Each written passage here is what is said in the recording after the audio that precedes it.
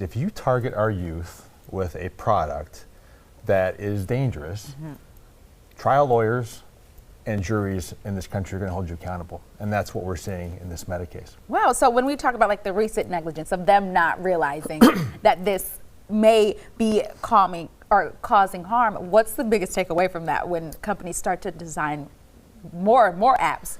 Well, I think it's important for the companies to start looking past the lens that they use with regard to the lens of corporate profits. And they've got to analyze, are the products that they're putting out there, do they have the potential to cause harm? And if they do, they should not be targeting, through marketing, our youth, or really anybody, right? If the product is harmful, we've seen this in tobacco litigation in the past. We've seen this most recently prior to the Meta decision in the vaping industry. And I think it's time for corporate America to get the message. And number one, recognize when their products can be harmful and making sure that they're not targeting our youth with those products. Yeah, and one thing that we want to mention is Section 230 protection. Why is this case such a big deal for media companies in general? So the section you're referring to, I believe, is a section in the Telecom Act. And what that provides for is some limited immunity for telecommunications companies that convey information through their company that may cause harm. If they do that in good faith, meaning they don't realize or they don't know that they're conveying information that could cause harm, they have some limited immunity.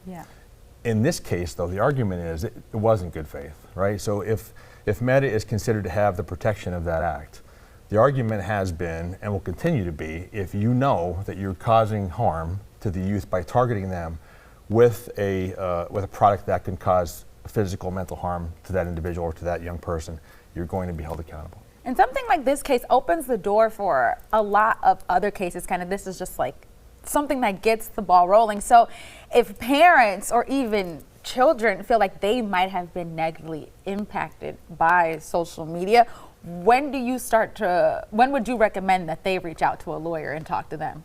So if you suspect that that your loved one or your child or someone you know is being impacted negatively in that way, number one, it's important to make sure they're getting the help that they need. Make sure they're evaluated by a healthcare professional, family doctor, therapist.